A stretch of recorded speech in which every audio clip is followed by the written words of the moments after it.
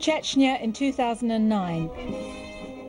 After years of death and destruction, the long war here is over and Moscow's men are back in control. But away from the parades, life for ordinary Chechen women can be dangerous, nasty and too often short. Rising numbers of young women have been kidnapped and forced into marriages. Disappearances and murders are chillingly common. And for those who dare challenge such abuses, the consequences can be swift and brutal. Abducted, murdered and dumped by a roadside, the human rights campaigner Natalia Estemirova was killed just 3 weeks after an interview for this program.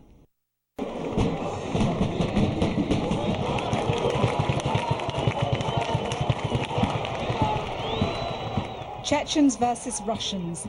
I've just arrived in the Chechen capital Grozny and I've been invited to a game. Tonight the local team Terek is up against a club from Samara, a town hundreds of miles away on the Volga River. The away team is higher up the league, but the home side is on form. Much to the delight of fans and the club's president. 32-year-old Ramzan Kadyrov also happens to be the president of Chechnya. He's Moscow's man here, the guarantor that this once rebel Muslim republic will remain part of Russia. In return, he gets a free hand to run this place. He got the job after his father was blown up 5 years ago in this very stadium. Now the ground has been rebuilt, the club has been revived, and for thousands of Chechens, it's a powerful symbol of their nation's rebirth. The game's over and I'm summoned by one of Kadyrov's aides. He tells me to move quickly and do what I'm told if I want to meet the president. A quick introduction and some chat about the game. The president then reels off a list of names of those he claims are responsible for his father's death, and he says his men have got rid of them all. Now he says the focus is on mosques, schools and hospitals. So how do women fit into this new Chechnya? I love beautiful women. I adore them. The most sacred for me after Islam are women. And what's life like for them here? Women have a fantastic time in Chechnya. They are at the heart of the family, mothers, sisters, daughters. They are very much respected here. Although it's illegal in Russia, the president is said to support polygamy. It's rumoured that he encourages his officials to take second wives. I ask him whether this is true. Yes, and a third and a fourth wife. Why not? That's our right, according to Sharia law. And it goes with our Chechen mentality. I ask him if women must wear headscarves. Definitely. We like our women to dress modestly. I think the more covered they are, the more appealing they look. If they're dressed skimpily, then they're not interesting. They're just like dolls. I don't want women selling themselves for $100 like they do in other parts of the world.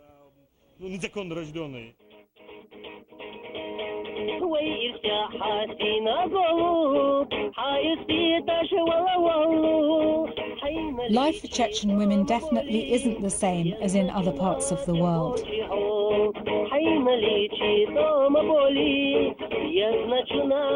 This mobile phone footage, set to a famous Chechen love song, is evidence of the increasing numbers of women being snatched from the streets by gangs of men, their fate to be forced into marriage.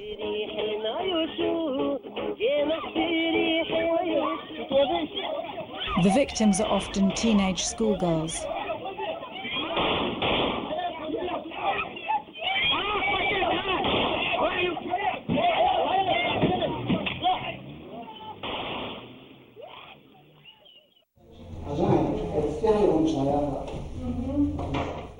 I've been invited to a traditional Chechen wedding, but behind the smiles and bustling activity, there's an altogether darker story. Hadija is a 19-year-old student who works part-time at a chemist's. She met her husband-to-be when he came into her shop to buy some medicine. Now she's waiting to be taken to her new home in the town of Argun, east of Grozny. Вы очень хорошо выглядите. А как настроение? I ask if she's feeling nervous, but it's clear she doesn't want to talk. Или немножко переживаете? Soon the groom's party arrives. And the Hummer is for Hadijat.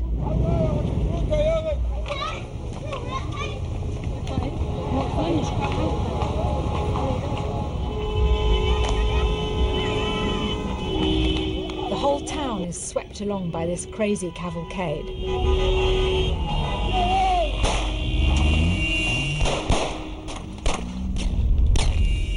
I'm not going to stick my head too far out the window because the shooting has started now.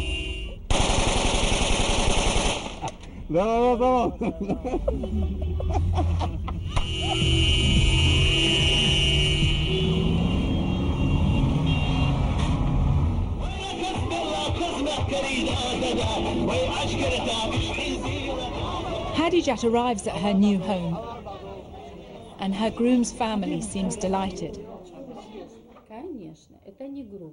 I ask the mother-in-law how her son met his bride.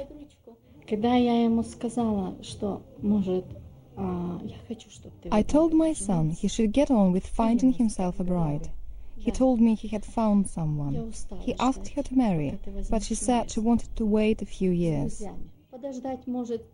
So he and his friends went and kidnapped her.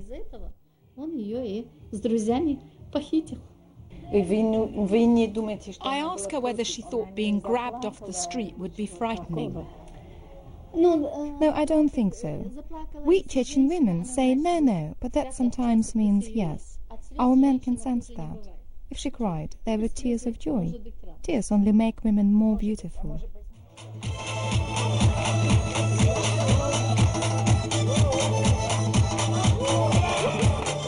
Outside, the guests are performing the lezginka, the mating ritual of the Caucasus.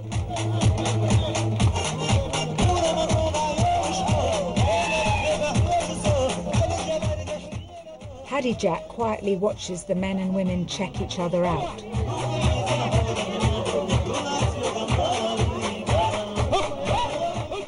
There's still no sign of her groom, Ilyas. I'm told he's not allowed to attend his own wedding, out of respect for his elders.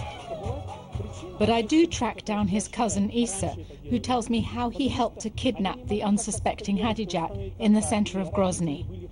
She started to scream, and she didn't want us to do that, but we didn't hear, and we didn't hear her. You didn't pay any attention? Yeah, don't pay any attention, and just put her in the car. Did she scream quite loudly? Yeah, very loudly. Do you remember what she said to you? What were the words exactly? She said, "Please leave me alone," or what? Yes. Please leave me alone. Just you will regret about this, but nevertheless we did it. Did she try to call anybody? But we took her from her cell phone, and she just You took her cell phone away? Yes, her cell phone. But for the first moment, she just tried to call to her mother, sister, but you wouldn't let her. Yes, I don't let her.